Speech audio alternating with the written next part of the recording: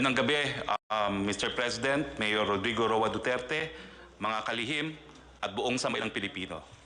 Naatasan po ako ng ating Pangulo na basahin sa inyo ang rekomendasyon ng inyong IATF.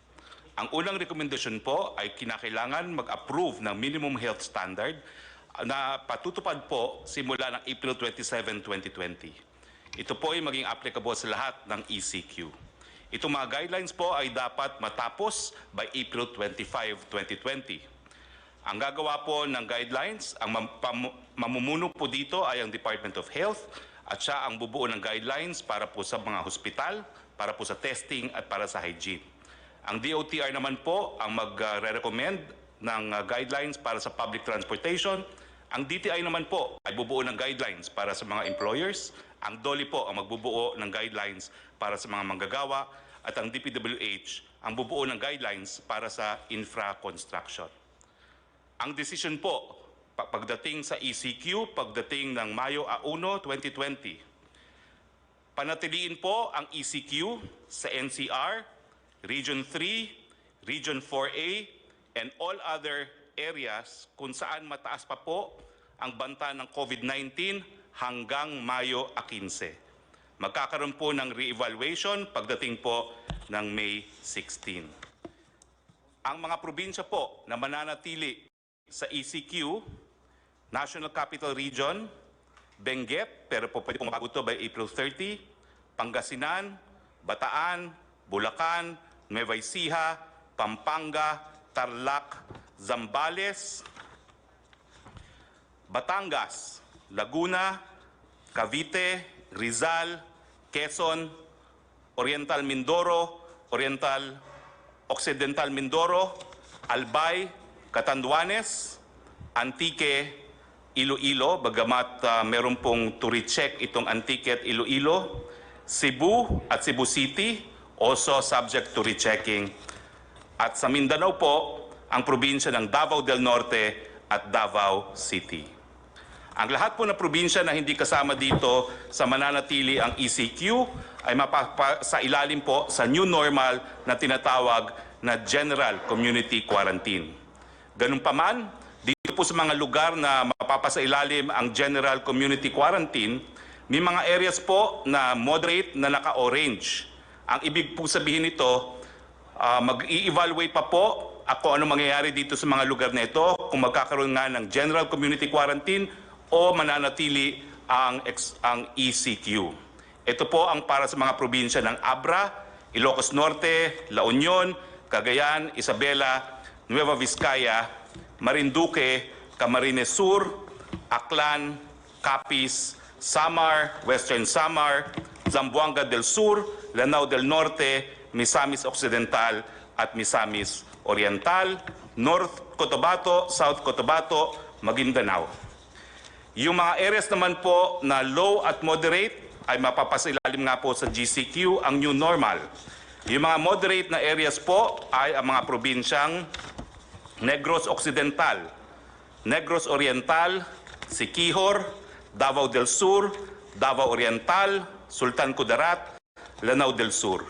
At yung mga low po na areas na mapapasailalim din sa General Community Quarantine ay mga probinsya ng Apayao, Mountain Province, Ifugao, Kalinga, Ilocos Sur, Batanes, Quirino, Aurora, Palawan, Romblon, Camarines Norte, Sorsogon, Masbate, Guimaras, Bohol, Biliran, Eastern Samar, Leyte, Northern Samar, Southern Leyte, Zamboanga del Norte, Zamboanga Sibugay, Bukidnon, Camiguin, Davao Occidental, Sarangani, Agusan del Sur, Dinagat Island, Surigao del Norte, Surigao del Sur, Agusan del Norte, Basilan at Sulu. Ano po ang recommendation sa mga areas under General Community Quarantine? Ito po yung mga lugar na hindi na mapapasailalim sa ECQ. Pwede pong magtrabaho ang mga manggagawa sa Sektor 1, 2, and 3. Ito po yung gagawin on a work-in phase. Yung mga bata po, edad 0 hanggang 20, at yung mga matatanda, 60 and up, and high health risk, mananatili po sila sa kanilang mga tahanan. Papayagan po ang mall opening covering non-leisure shops. Papayagan po yung mga priority and essential construction projects na mag-resume. Papayagan po ang mga non-workers to go out to buy goods and services except those pertaining to sector category 4, yung leisure at mga kabataan. Papayagan din po ang public transport na mag-operate at reduce capacity at ang LGU po to enforce curfew at night dun po sa mga hindi manggagawa. For GCQ areas, General Community Quarantine, i-consider po ang reprioritizing ng SAP cash subsidy towards ECQ areas. Ibig sabihin, yung SAP po na para sa areas na hindi na po under ECQ, siyempre po yung cash subsidy, kinakailangan pag-aralan na ibuhos doon sa mga areas under ECQ pa rin. Yung mga GCQ areas, consider to allow na po yung high school, Higher Education Institute, HEI, school year to finish and give credentials to students. Sa ECQ and GCQ areas, bubuksan po ang mga paliparan at ang mga puerto para sa mga goods lamang. Yung option po to shift to GCQ sa mga moderate to low risk area by industry.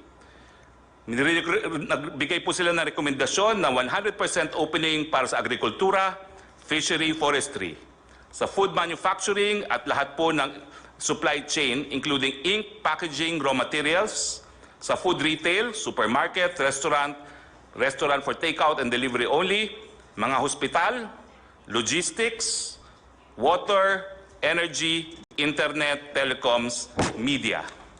Yung opsyon naman po sa GCQ, sa moderate to low risk area by industry, ang rekomendasyon po ay buksan from 50 to 100% opening.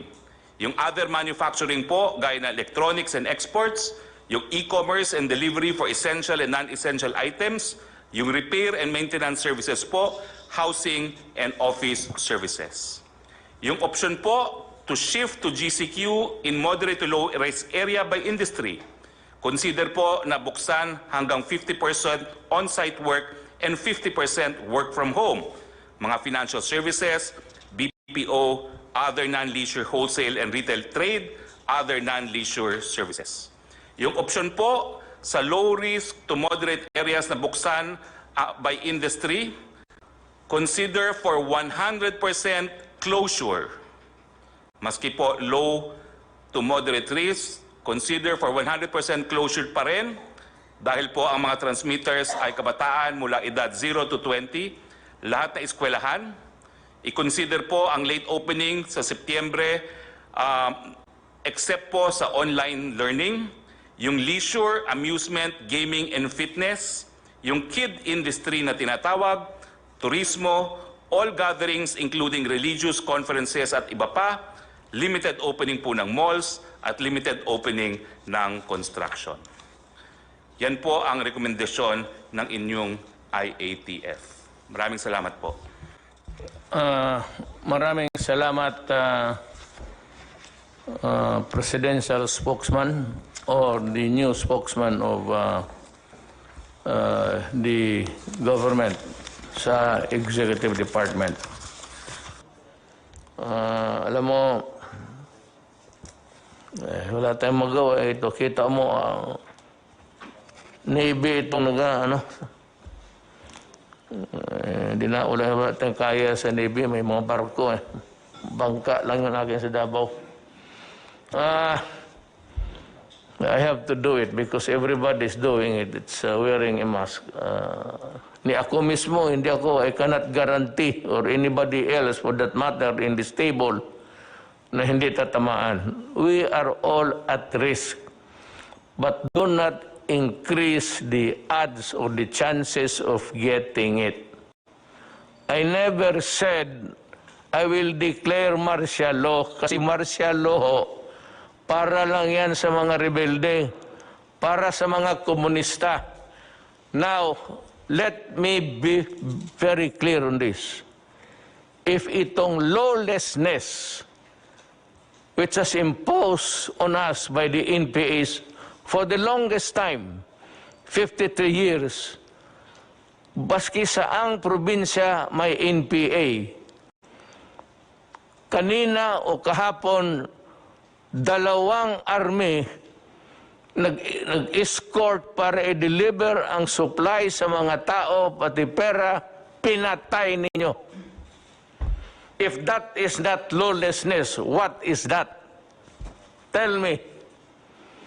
Kaya ngayon, pag nagpatuloy kayo ng lawlessness ninyo, patay dito, patay doon, and it's happening all over the Philippines, maybe I will declare martial law because kayong mga NPA ang numero 1. Kinukuha ninyo yung mga tulong sa tao, pati yung supply pagkain nila. Kaya, I am now warning everybody and putting notice sa armed forces pati police. I might declare martial law. And there will be no turning back. Kung ano ang martial law na klaseng gagawin ko, akin lang yan. Pero kung gusto ninyo, kasi pinagpapatay ninyo yung mga sundalo ko, pati pulis, na wala namang ginawa, kung hindi samahan lang yung nagdi-deliver ng pera, pati pagkain. Ang utos ko sa kanila, patayin kayo, o di patayin ninyo sila. Lahat na. Tapusin na natin ito sa panahon ko. I have 2 more years. I will try to finish all of you. Pati kayong mga legal, magtago na kayo. Huwag ninyong sabihin, putang ina na wala kayong, you know, you're bullshit, you're the legal France. Sa inyo, kumukuha kayo ng pera. Ang mga negosyo dito na malalaki sa Pilipinas, nagdideposito ng pera yan sa bangko, sa account ninyo. Kinukuha ninyo yan. Yan ang totoo dyan. Kaya nabubuhay yung NPA. Pati pa yung extortion ninyo doon sa laban. Marami kayong pera. Alam mo, ang gobyerno ayaw niyan. Government is very jealous. There is only one entity who can collect taxes. It's government. And that money must be put to good use.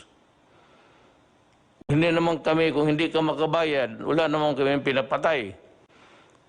Kung wala talang ikabayad, anong gawin natin? Wala naman kayong nabalitaan na kulong. So, we do not do that. But do not force my hand into it.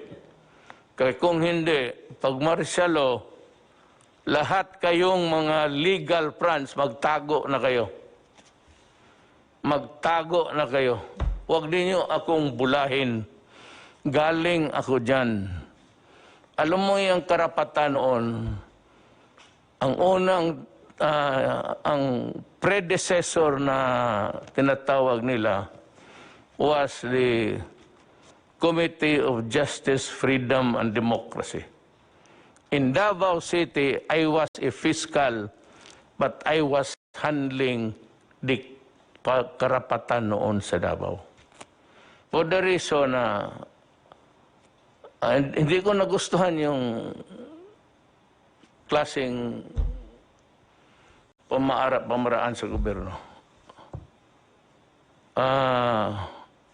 It was a dictatorship and it was not really, hindi naman tayo sinira ang demokrasya.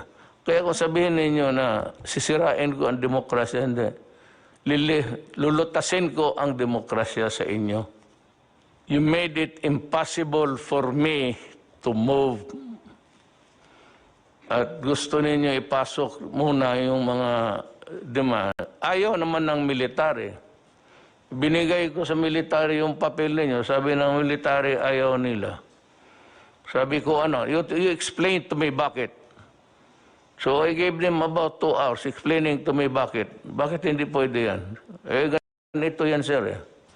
Sabi ko, sige, naniwala ako sa inyo. And I'm calling the armed forces to invent something more, to innovate so that the soldiers will not be at the mercy of them. Pag dalawa lang yung sundalo, kawawa naman. Magdating yan doon, they will just swoop down, isang 10, wala talagang lawan. Kaya sabi ko, at this time, the armed forces should go into innovations. Sabi ko, huwag ka mag-surrender, ha? Kayo mga NP, do not ever raise your hands. Kasi ang order ko, kung lumaban ka na. Huwag kang mag-surrender.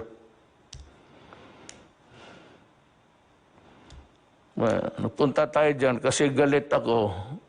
Kasi pinapatay ninyo yung tulong sa tao.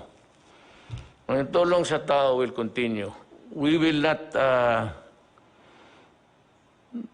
reduce the volume at this time, but we are running low of funds. Secretary Dominguez might want to tell us what he is doing and planning to do so that we can have the level of the money supply so that we can maintain our assistance to everybody.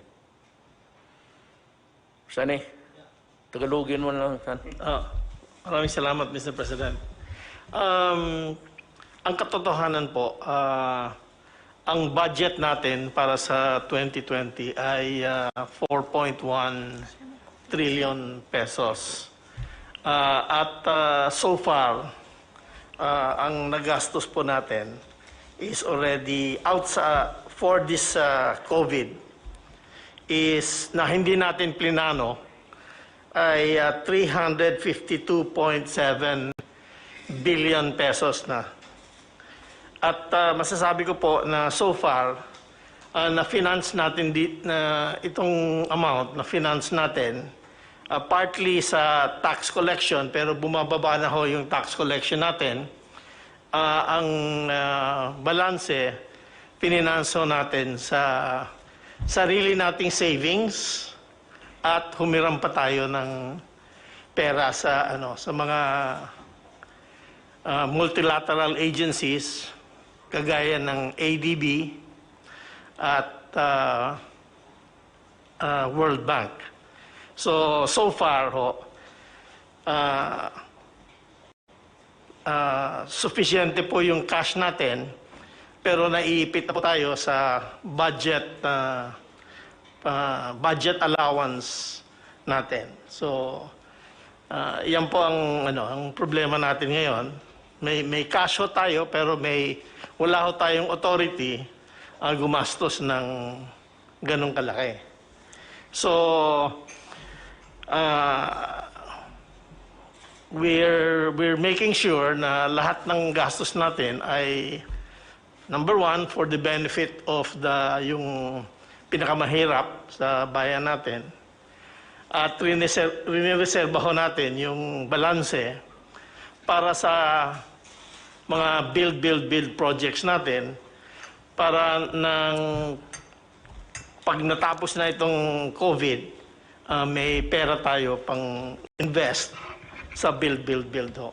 At saka we will create jobs and we will create business opportunities with that. Thank you ho. Actually, what Sunny is telling us is that there's money for now. Because, alam mo, yung budget nga natin, yung ginawa last year to be implemented now, walang COVID dyan. So, Department of DSWD, Highways, Department of Trade and Industry, Health, nakaplantsa na yan.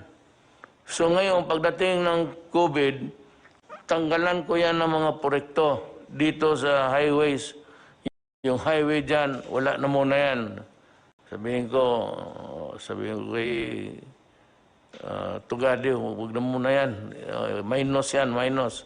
Lahat para makapag-ipon at kinuha na yung budget, na yung regular budget sana, kung walang COVID, going smoothly to be implemented this year. But because of the COVID, yung first and second, third quarter, alam mo wala yung pera. Sabi ko, hangin lang yan. Yung sinasabi ni isa pang itong walang alam na ugok ito si Trillanes. Nagsasalita ng trillion ng hangin. Trillion of cubic meters of air in your head. And it is too tight. That is why para kang buang sa salita ka ng trillion. Kaya ikaw yung putang ina pa, rebuild ka pa dyan. Hindi ka pala marunong eh. Kita mo kung nanalo kayo, ano mangyari sa Pilipinas? Puro porma, puro hambog, puro hamon, at batukan mo raw ako. Sabihin ko sa driver ko, sampalin ka. Ang driver ko lang, utosan ko, kaya handyan ka lang. Ang tingin ko sa iyo, ka-level mo, driver. Ulol. Yan. So, yan ang ating, kinukuha na natin yung mga projects this year. Wala na, sabihin, kalimutan mo na muna yung, that was prepared. Preparado na yun. Eh, dumating COVID. Wala. Ito. What we are making sure, and Sunny has said earlier in the previous meeting, that if the funds are not sufficient, they will have to borrow. Then,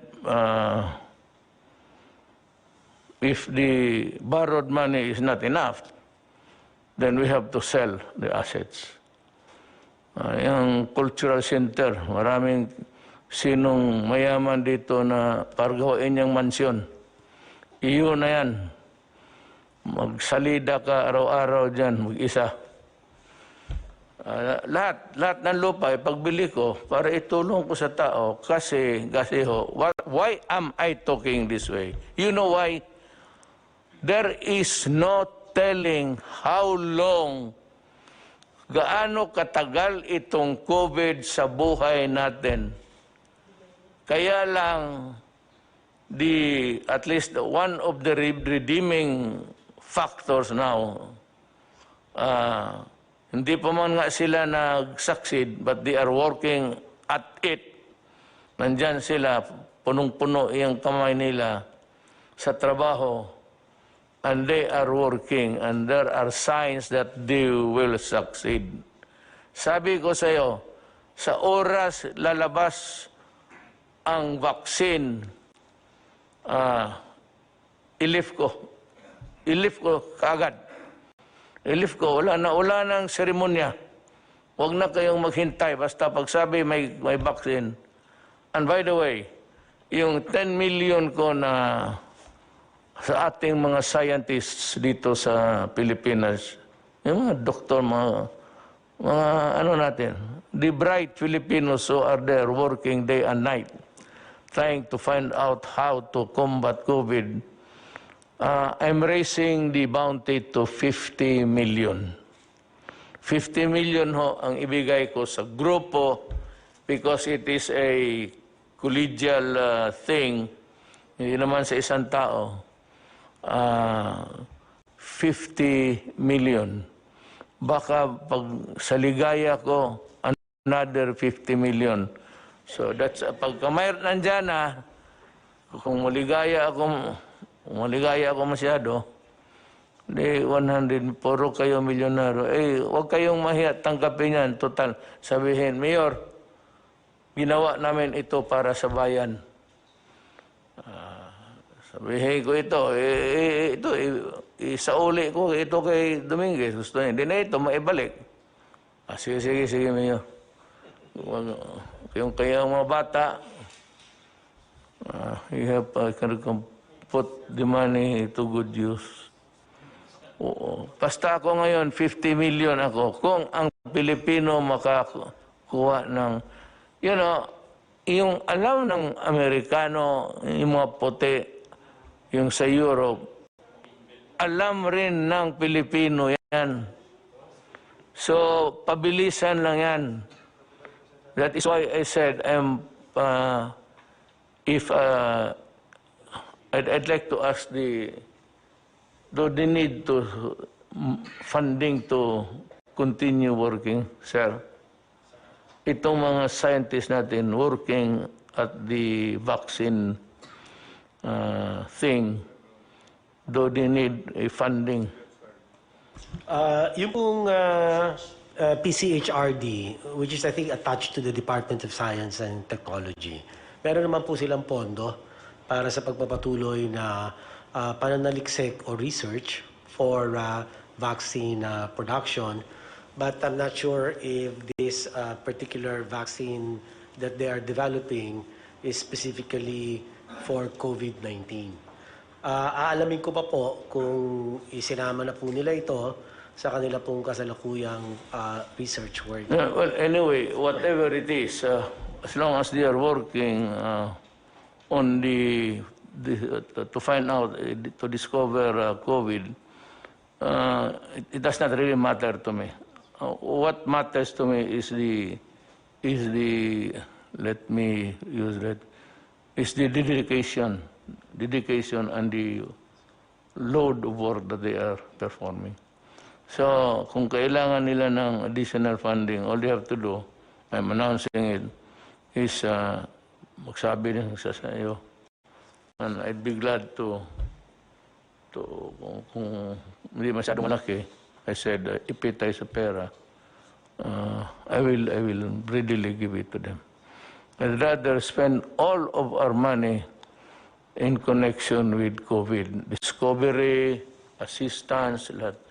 Kaya dito nakatutok tayo. Every time that we meet, ladies and gentlemen, hindi tayo lalabas sa COVID. COVID lang tayo. Huwag tayo na ngayon, nagsalita ako ng komunista at ito mga putang ina mga komunista dito.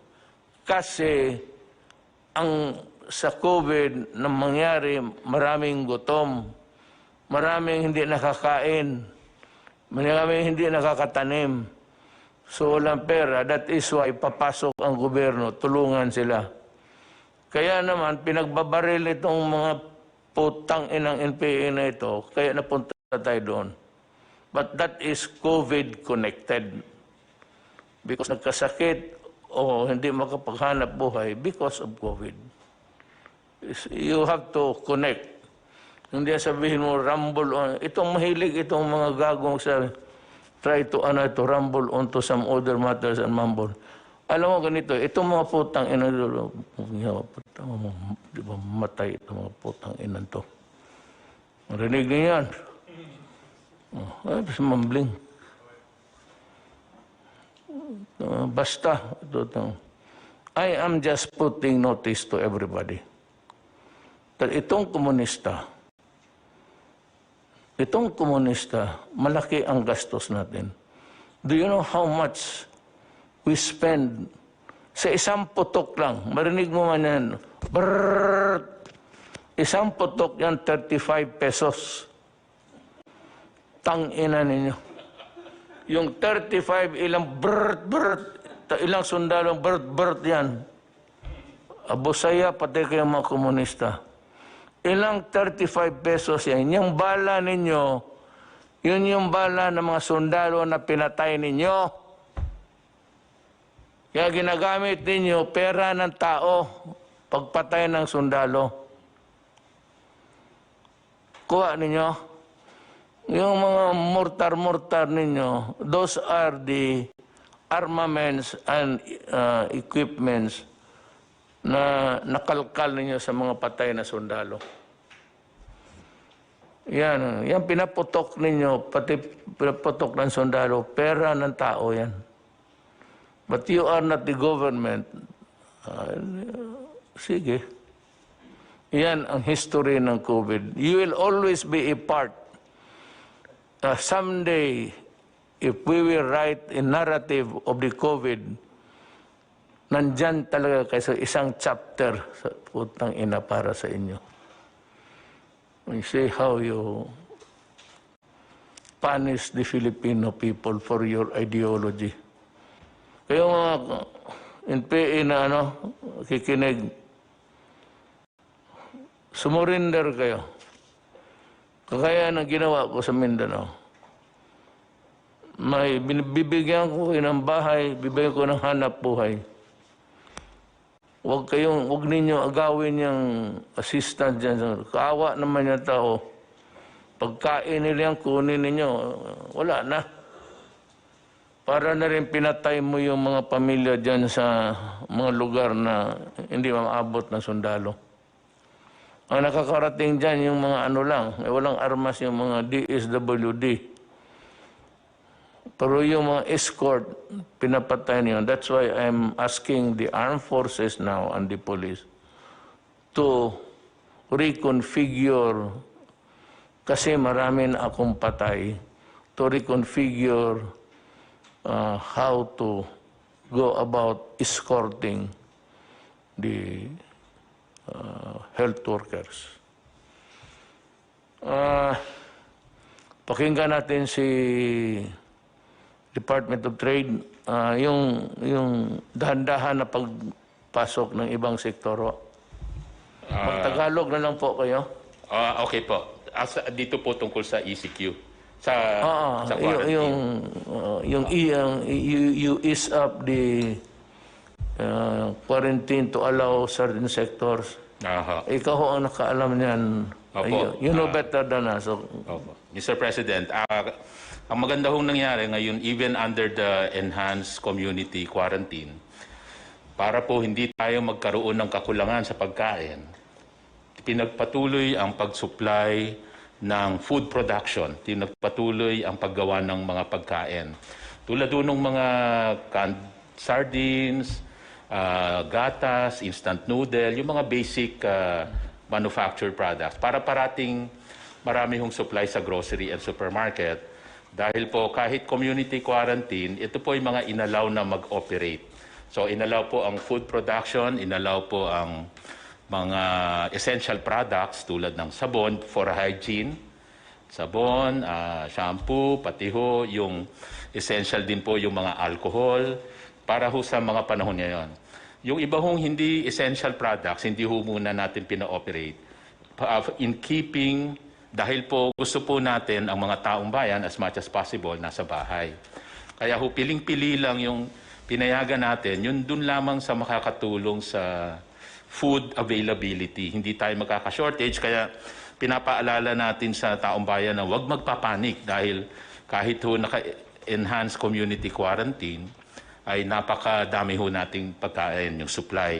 In fact, dahil sa pagmi-meeting ng ating IATF, eventually, inaalaw po natin kahit lagpas 50% yung skeletal workforce. Hindi na skeletal workforce na 30% lamang ang allowed. Kailangan more than 50%. Ibig sabihin, maraming tao.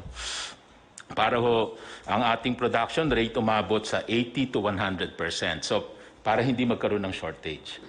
Pangalawa ho, yung ating mga finished good inventory, yung mga gawanan na produkto, ay more than 2 weeks, 2 linggo equivalent. Hindi tayo magkukulang. At yung raw material na ipuproduce pa lang para gawing finished goods, mga 45 days, lagpas sa 1 buwan. So, ibig sabihin ho, marami ho tayong pagkain. So, yan po yung mga iba sa mga inaalaw ngayon na dito sa environment ng ECQ, food products, essential products. Allowed din po siyempre yung iba hong operation tulad doon ng mga bangko para ho may mga gusto mag-withdraw sa ATM, may mapa-i-allow po yon. Siyempre po, agriculture products, doon magsisimula yung pagkain, allowed din po yung mga ganitong activity. Ang nakabitin na lang po ay yung sa construction, yun po yung pag-uusapan pa moving forward, pati ho yung sa mga SMEs, yung mga malls. Kasi ho, pag yun ho, maramihan kasi, kaya worried din ngayon po yung grupo natin kung i-open ho ba natin ito dahil contrary to dun sa gusto natin mangyari na panatiliin sa bahay ang mga taong bayan. Pero ho, ito ho ay pag-uusapan pa. Yung mga iba hong mga essential activities, so inaalaw naman po during the enhanced community quarantine. Ang isa pa hong sinisigurado natin ay ang pricing Wala hong profiteering or wala rin yung nagsasamantala sa hoarding. At diyan po, nagsama-sama po ang DTI, ang PNP, CIDG, NBI, DA at saka DOH. Diyan po marami, over 500 na po ang ating mga nahuhuli na mga profiteers at mga hoarders. Kaya babalaho talaga yan.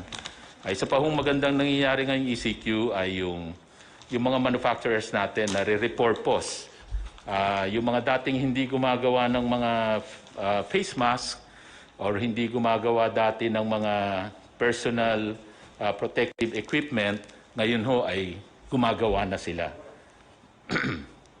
Tulad ho nung mga mask na suot natin ngayon, ay yung iba ho dyan ay ginagawa na ng mga manufacturers natin ngayon. Kahapon lang ho, Hanap ka, bigyan mo sana.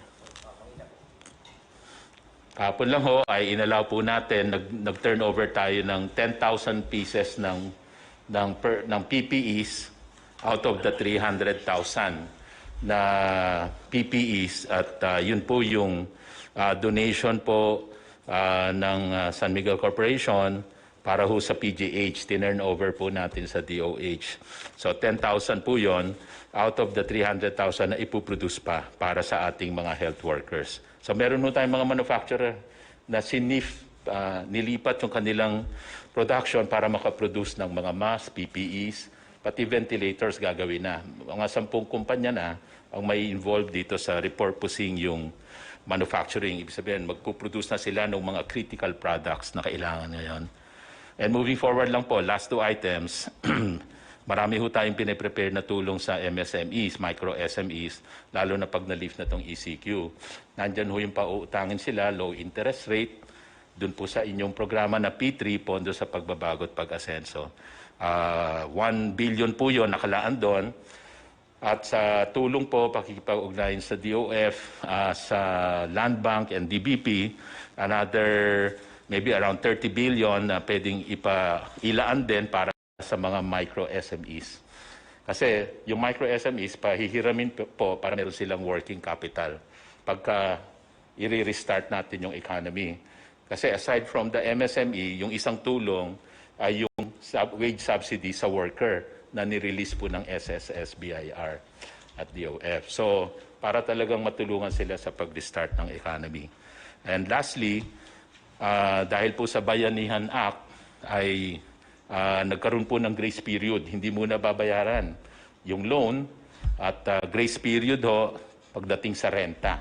Yun po yung inyong kinover. Para ho wala dapat paalisin na umuupa sa residential, pati yung renta ng mga micro SME sa mga commercial places. So marami ho tayong prepare na programa para ho sa micro SMEs. Thank you, Mr. President. Salamat, Secretary Lopez. We'll wind up with the 3 speakers from Secretary Dar.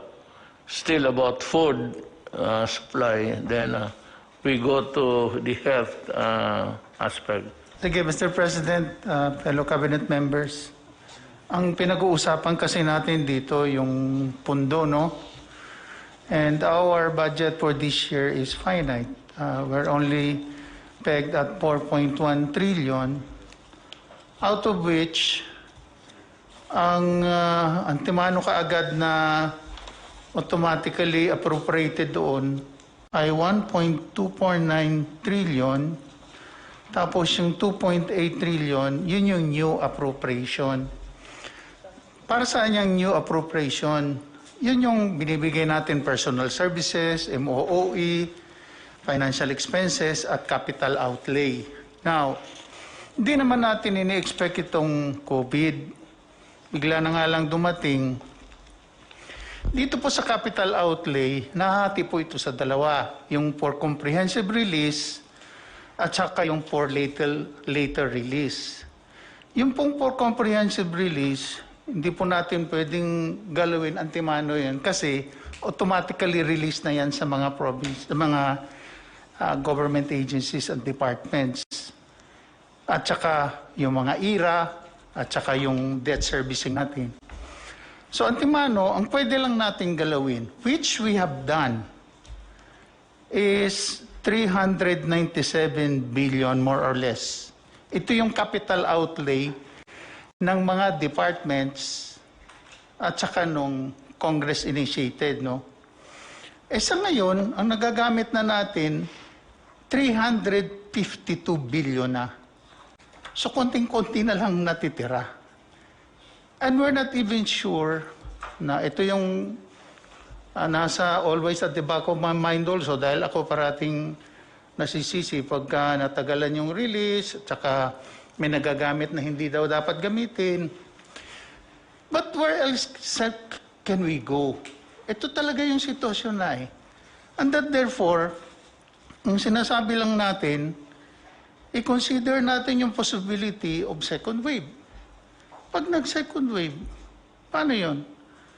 Nag-usap kami ng ADC with NEDA and the UF, and we have to come up with a forward planning on what will be the direction. And that would require a lot of funding. The new normal should allow us to provide more jobs to the people para maging productive sila. Yan ang hindi naintindihan ng tao, karamihan, is that ako ho, dependent ako sa Congress. Powerful nga ang presidente, lahat. Ang Congress, sila lang, yung pati yung empleyado nila. Diyan sa Congress lang. Yan na sila. Pero itong Congress, especially yung lower house, ika nga sa English, the purse. Ibig sabihin, hindi ako makagastos ng pera hanggang hindi sabihin ng House, then approval by the Senate, pero manggaling talaga sa House, na sige, bigyan ka namin ng 300 billion na hangin para magamit mo. Yung 300 billion, kukolektahin pa po yan. Wala kong ready money. Sabi mo nandyan. Yung sinabi kong 300 na tinago ko, savings yun sa gobyerno, na sinabi ko kay noon, started, kailan ba ako nag-umpisa? 2015. Nag-ano na kami ng pera. Dahan-dahan lang, kukunti-kunti. Saving, parang alkansiya, mag-alkansiya kasan. Kaya mayroon na kaagad akong ready. But yun naman was not really for the purpose of spending for the COVID. Because wala pa naman ang COVID noon. It was a non-existing alien. And hindi natin alam. That was intended, nasabi ko san, before I go out, makita lang man ng mga tao na ang pera, na hindi na ginastos ng kung todo-todo, nag-save tayo. That was my only purpose, actually. Ngayon, nandoon ang COVID. Now, dito yung sinasabi ni Wendell, tama yan. Mag-appropriate ang lower house, House of Representatives, yung mga congressman, hindi yung senador. Manggaling sa kanila, mga congressman, mag-appropriate sila ng pera, bigyan ako ng authority na gastuhin yon. Kung ma-approve na rin sa Senado. Ang problema, kung may pera ba? Kasi ang koleksyon nandito sa akin. Nandito kay Sunny, tapos tanungin siya, may pera ba dyan? Sabi, meron no dito na 400 million. O sige, gamitin natin yan. So, doon sa Congress, somebody will sponsor a bill, appropriation. It has to be sa budget. Ang sabi ni Wendell na tayo supplemental budget. Kung may pera, pero kung wala, walang i-appropriate because there is nothing to appropriate. Wala tayong ma-appropriate kung walang pera. That is why sabi it's dwindling, paliit ng paliit. Because ang inasahan natin na first quarter, second quarter, na collection, wala na. Napurnada na because sarado ang mundo. Ang komunidad hindi gumagalaw. Wala na nagtrabaho.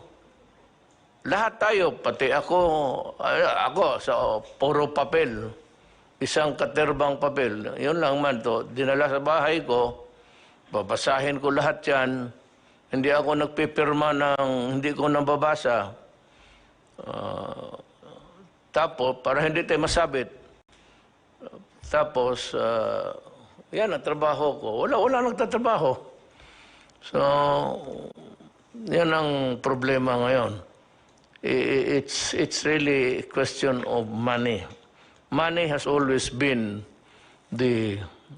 since time immemorial. Now, remember that wala kaming hangarin na pigilin yung pera. It's not ours, it's not anybody's money, but it belongs to the Filipino people and should be spent for the welfare of the Filipino people. Hanggang dyan lang. Now we go to Secretary Dar to see how the agricultural sector is coping up. Thank you, Mr. President. Marami pong salamat. Sa agrikultura po naman, under the enhanced community quarantine for Luzon and vis-a-vis agriculture and food, ang una po natin tiningnan po yung food availability, food accessibility and affordability, plus yung price stabilization and the movement and logistics relating to the food supplies. At the initial stage, Mr. President, ng ECQ, may opening naman ang agrikultura, skeletal level, but even with that, of course, we were practicing again all the health or quarantine measures, may physical distancing at saka din paggamit ng face mask. Then after 1 month, doon sa IATF po, nadagdagan na po yung level na mga aktibidades doon sa kanayunan. So nasa optimum level tayo ngayon sa farming, sa fishing, at related sa lahat po ng even yung mga manufacturing ng agricultural inputs, fertilizers, pesticides, and the like. So marami po tayong, matotal meron akong individually maibigay na datos, but overall, mayroon tayong sapat po na pagkain. Yung initial days lang yung mayroon mga sobrang maigpit sa kanayunan, mas lalo sa barangay na nag-checkpoint. So doon tayo nagka-prone a little problem. But over this time now, hanggang ngayon na ay okay na po yung food supplies, yung movement. Kasi simulat sa pool naman, ang ITF ay nagsabi na there is unhampered movement ng mga cargoes, both food and non-food. So sa bigas po, ang rice outlook natin dito sa taon na ito, mayroon tayong demand na 14.6 million metric tons. Ang supply ay 17.9 million metric tons. So, may deficit na 3.3 million metric tons. Pero gumawa na tayo ng mga hakbang para ang ending sufficiency level natin sa taon na ito ay from a level of 87% lang po kasi ngayon yung naproproduce natin dito sa bansa. Pero with now the additional 8.5 billion pesos for the rice resiliency project, it will bring us to 94% po yung domestic rice production natin. May isang ano lang ako, bago ko makalimutan, isingit ko na lang. And I have asked Bong to talk about this because he was the one he was the proponent who submitted it to me. Bong. Magandang gabi po. Habang patuloy nating nilalabanan ang COVID-19, paghandaan na natin ngayon pa lang ang new normal, nananawagan ako sa pamahalaan na mag-umpisang maglatag ng programang Balik Probinsya at iba pang hakbang na magbibigay insentibo sa ating mga kababayan na lumipat mula sa Kamaynilaan at ibang malalaking lungsod papunta ng mga probinsya. Nakikita naman natin ang naging masamang epekto at hirap dulot ng sobrang pagsikip ng mga tao at pamamahay. Katulad sa Metro Manila, mas mabilis kumalat ang sakit at mas nahihirapan ang ating national government at ang mga local government units na alagaan ang lahat ng apektado ng krisis na kinakaharap natin. Marami pong stranded, hindi sila nakaka-uwi dahil inabot na po sila ng enhanced community quarantine at maraming hindi nakakatanggap ng social amelioration dahil maaring magduplicate po kasi yung pamilya nila ay naiiwan po doon sa probinsya. Marami na tayong natutunan sa krisis na ito tulad ng hirap sa dulot ng pagkumpul-kumpol ng tao sa mga syudad. Simulan na nating paghandaan at tuluyan na nating aksyonan ang isyong ito at huwag nang antayin pa na mas lumala pa ang problema. Kailangan magkaroon ng gobyerno ng long-term solutions upang matugunan ito.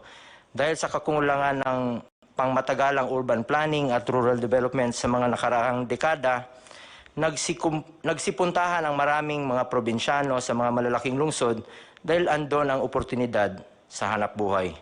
As soon as the enhanced community quarantine is lifted and travel is gradually normalized, the government must encourage Filipino families to move out of Manila and other metropolitan areas. Government must provide them the means and incentives to go back to the provinces for good.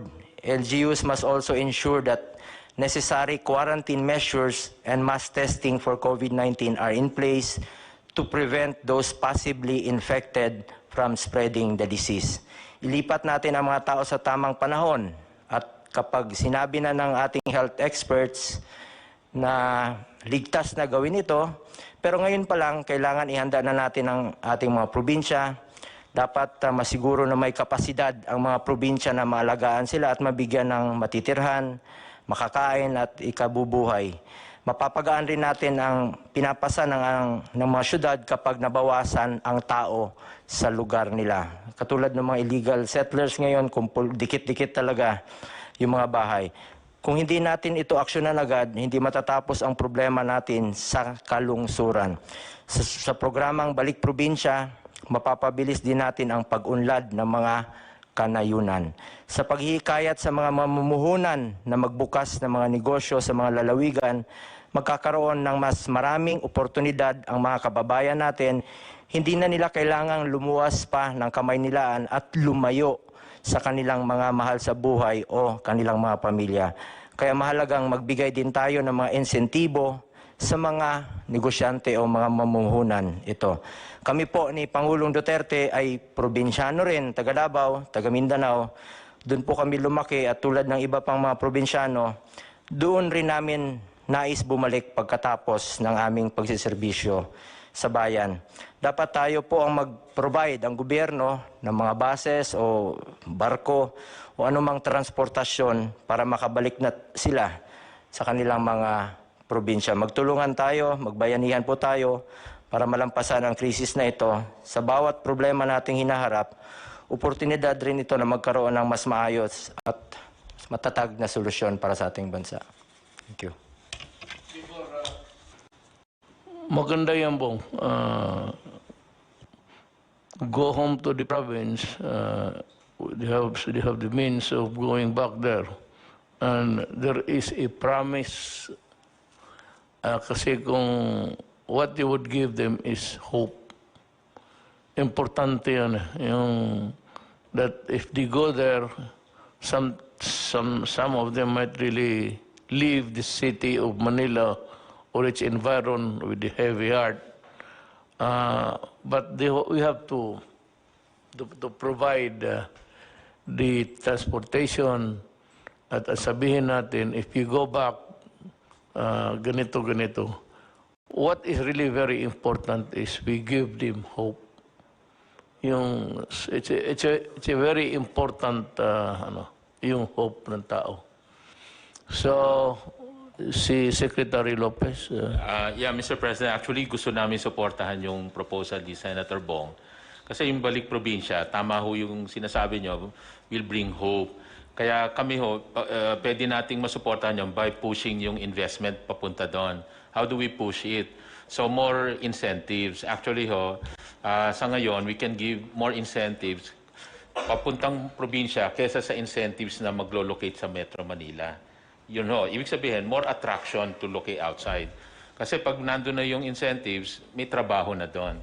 So even po dito sa tax reform na finalize ho ngayon sa Congress, it will give also additional years of incentives para talagang doon mag-locate outside Metro Manila. Parang balik probinsya objectives ni Senator Bong. Pangalawa ho, yung SME development.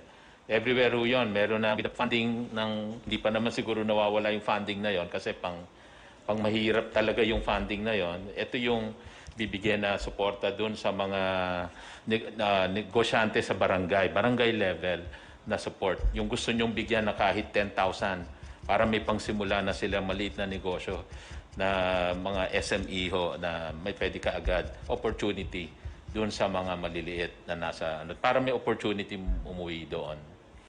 So yun po, yun. Let me just give a warning. Na alam mo, sabi ko, wag sa panahon ko.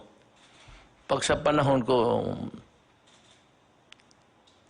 talagang yayarain kita. Itong lahat ng pinaghirapan namin dito, study, NEDA, tapos Department of Trade, doing a lot of talking and convincing, and winning the trust of foreign or local big business. I do not want to humiliate people. I know that, alam mo, pagka tanggalan mo ang tao ng pride niya,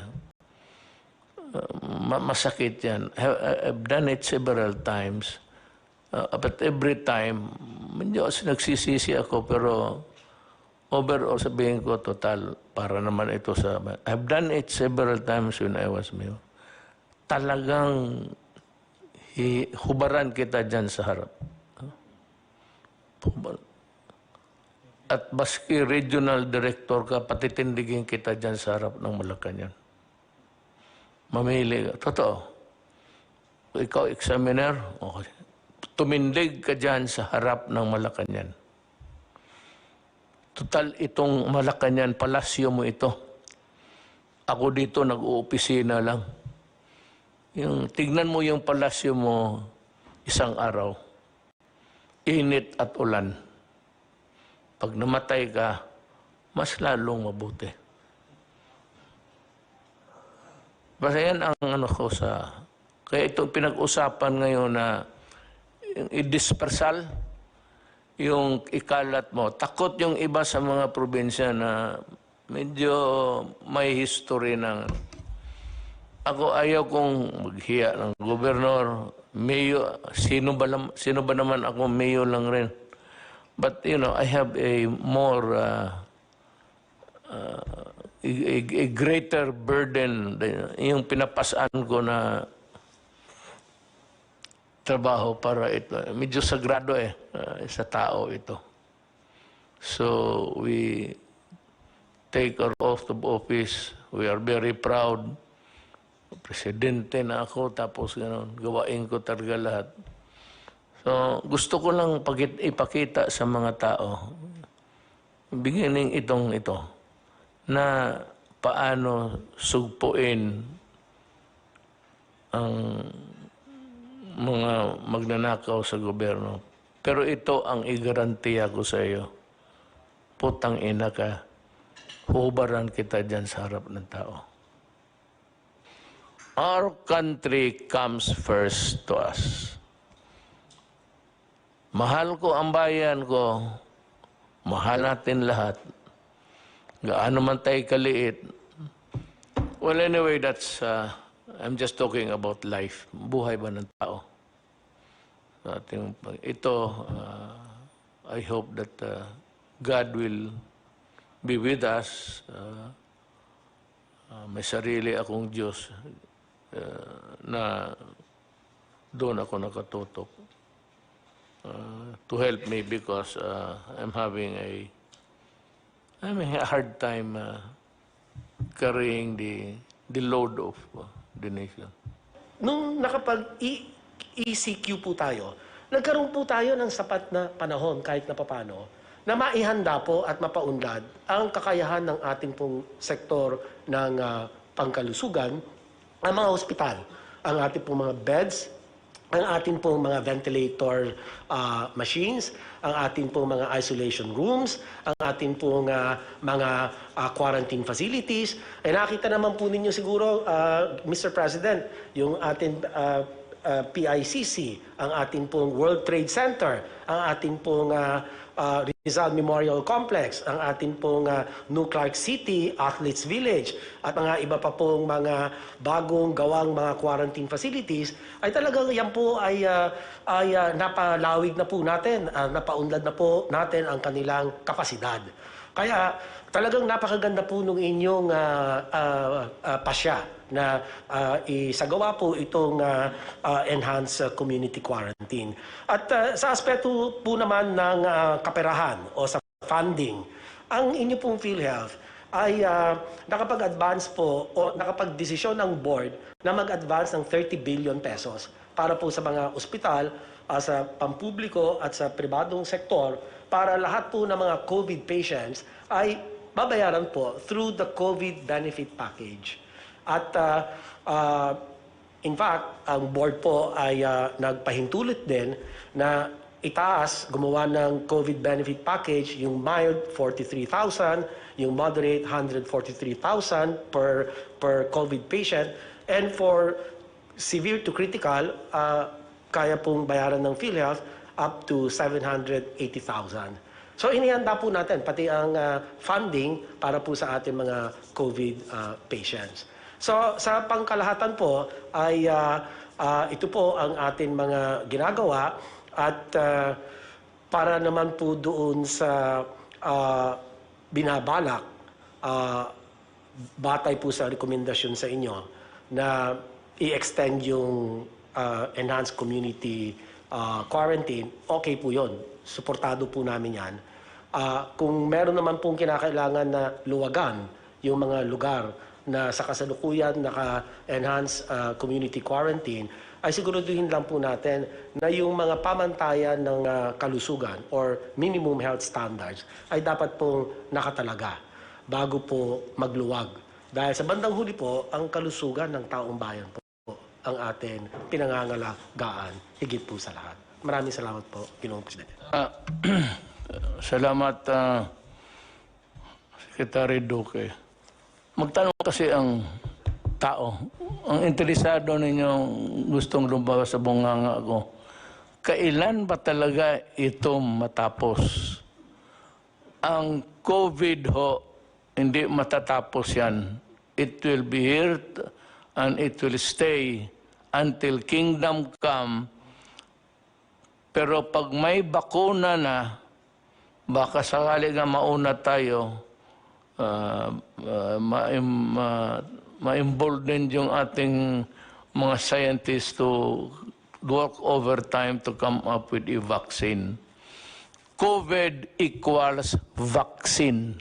Period. Siguro nasabi naman ng lahat ng dapat sabihin, and the things that you must know and need to know, nasabi na po namin.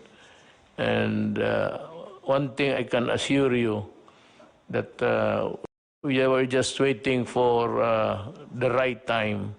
Tiisin lang muna natin. Ako nakikiusap na sa inyo para lang ito sa bayan. Because we are trying to limit the contamination. Kasi sinabi ko itong 6,981, pag ito ang nagkalat, mapoproblema po ako. Mas lalo. Pero ito bumababa na ngayon. Mas maraming recovery by 722 as against 462. So, Lahat ang sinasabi namin dito, totoo, walang sobra, walang kulang. At alam ninyo ang ginagawa namin. Kung nagustuhan ninyo, magpasalamat kami. Pag sabi ninyo kulang, then humhimi kami ng dispensa. We'll try our very best next time. Thank you. Maraming salamat po. Matapos pong makipagpulong ang ating presidente sa mga miyembro ng IATF, tinanggap po niya ang rekomendasyon ng IATF na ilagay po sa patuloy na ECQ ang NCR, Region 3, Region 4A at iba pang mga lugar hanggang Mayo 15 po. Ang mga lugar pong ito ay ang probinsya ng Benguet na po pwede pa pong magbago by April 30, ang NCR, ang Pangasinan na po pwede rin pong magbago by April 30, Bataan, Bulacan, Nueva Ecija, Pampanga, Tarlac, Zambales. Yung Tarlac at Zambales po pwede pa rin magbago by April 30, Batangas, Cavite, Laguna, Rizal, Oriental Mindoro, Occidental Mindoro, Albay, Catanduanes, ang Antique at Iloilo, pareho pong pwede pang ma-recheck, ang Aklan at ang Capiz. Pati na po ang Cebu at ang Cebu City na subject din to rechecking. Ang Davao del Norte, Davao City at ang Davao de Oro po na subject pa rin to resetting. Lahat pong probinsya na hindi napasama sa listahan nito ay mapapasailalim po sa General Community Quarantine. Maraming salamat po. Magandang araw po sa inyong lahat.